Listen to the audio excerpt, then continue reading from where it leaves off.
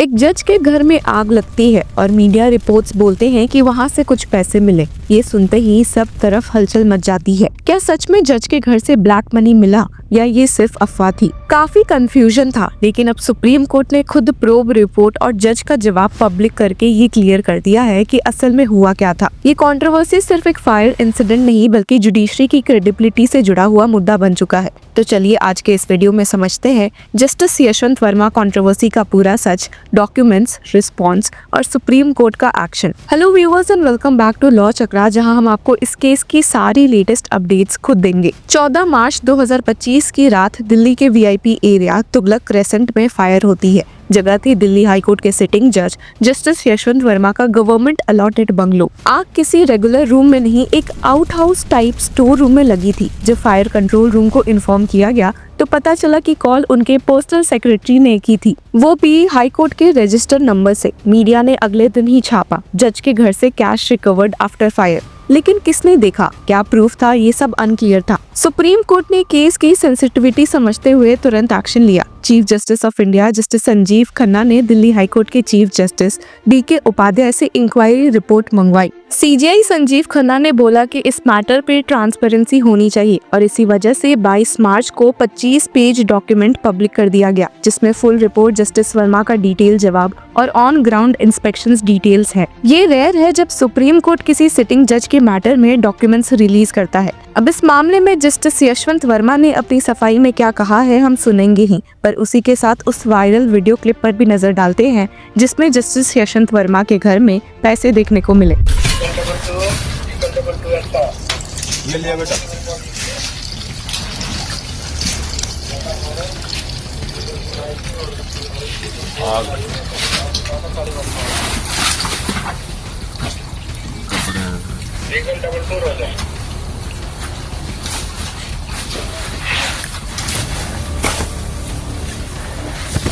से लाइट इसको ये क्या है,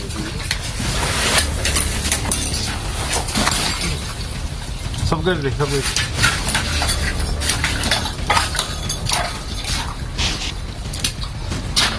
ये भी लिया। महात्मा गांधी में आग लग रही है भाई, लिया।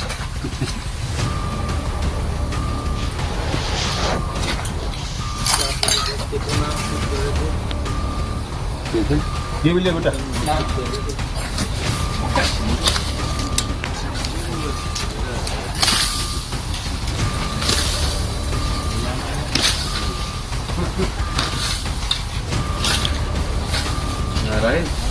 हालांकि नॉट सो शॉकिंग ट्विस्ट में जस्टिस यशवंत वर्मा ने अपने ऑफिशियल रिस्पॉन्स में पूरा डिनायल दिया है। उनका कहना था, I state unequivocally that no cash was ever placed in that storeroom either by me or any of my family members and strongly denounce the suggestion that the alleged cash belonged to us. The very idea or suggestion that this cash was kept or stored by us is totally preposterous. The suggestion that one would store cash in an open, freely accessible and commonly used storeroom near the staff quarters or in an outhouse verges on the incredible and incredulous. It is a room which is completely disassociated from my living areas and a boundary wall demarcates my living area from that outhouse. उन्होंने media पर भी नाराजगी दिखाई है और कहा है कि बिना वेरीफाई किए उनको डिफेम किया गया। रिपोर्ट के हिसाब से chief justice of Delhi high court के स्टाफ ने आउट हाउस का साइट विजिट किया। रूम में फायर के बाद ब्लैक सूट था, दीवारों पे क्रैक्स, बर्न्ड डेब्रिस फ्लोर पे पड़े हुए थे। रूम बिल्कुल डार्क था और किसी कैश का कंक्रीट रेफरेंस किसी ऑफिसर ने नहीं दिया।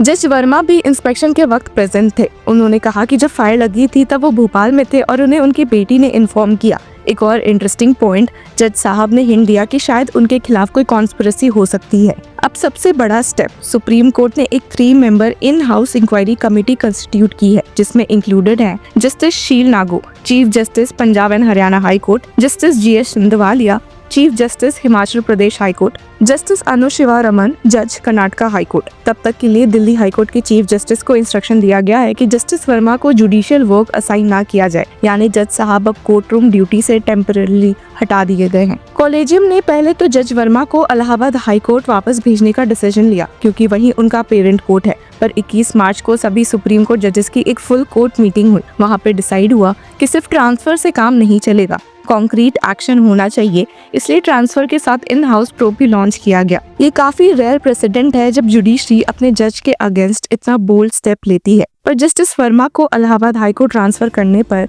Anil Tiwari, president of Allahabad high court bar association ने क्या कहा है, सुन लेते हैं। आप सब जानते हैं न्यायपालिका कैसे चलती है या न्यायपालिका की ताकत क्या है। डेमोक्रेसी के 3 पार्ट, लेजिस्लेचर है, आप चुन के भेजते हैं, कौन चुनता है? पब्लिक।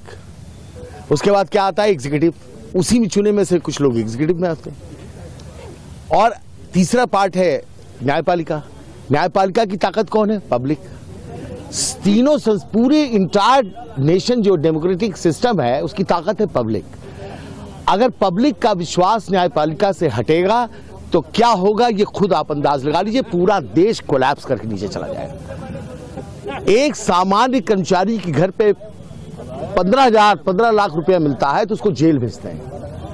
एक जज के घर पे 15 करोड़ रुपया कैश मिल रहा है, उसको घर वापसी का इनाम दिया जा रहा है।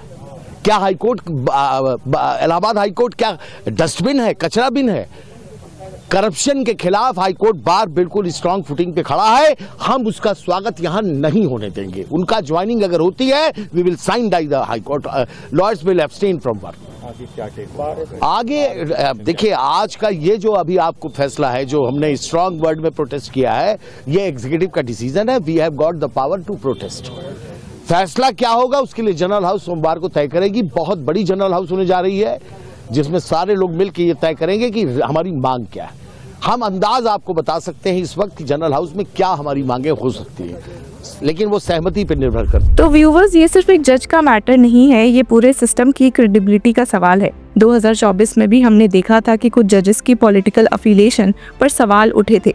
जैसे जस्टिस गंगोपाध्याय ने बीजेपी ज्वाइन किया। अब जब सिटिंग जज के आउट हाउस में फायर हो और कैश की बात आए तो पब्लिक का ट्रस्ट हिलता है। और जुडिशरी का सबसे बड़ा एसेट ही होता है पब्लिक कॉन्फिडेंस। जजेस के अगेंस्ट एक्शन लेना आसान नहीं होता क्योंकि उनका इम्पीचमेंट सिर्फ पार्लियामेंट में हो सकता है। पर जब एलिगेशंस हो तब सुप्रीम कोर्ट अपने internal mechanism, in house procedure से पहले फैक्ट चेक करता है। अगर इंक्वायरी कमेटी के फाइंडिंग सीरियस होते हैं तो मैटर इम्पीचमेंट तक भी जा सकता है। तो अब सवाल ये है, क्या आउट हाउस से मिला पैसा सच में किसी और का था? क्या ये फायर सिर्फ एक इंसिडेंट था या किसी कवर अप का हिस्सा? क्या जुडिशरी अपने ही लोगों के खिलाफ सच में फेयर एक्शन लेगी? और सबसे बड़ा सवाल, क्या ये केस एक आइसोलेटेड स्कैंडल है या एक सिस्टमैटिक इशू का सिम्टम? आपको क्या लगता है, जस्टिस वर्मा को विक्टिम समझा जाए या सस्पेक्ट? नीचे कमेंट में जरूर लिख के बताएं। और अगर आपको ऐसे ही लीगल अपडेट्स चाहिए कोर्ट रूम से लेकर कॉन्स्टिट्यूशन तक, तो लॉ चक्र को सब्सक्राइब करें।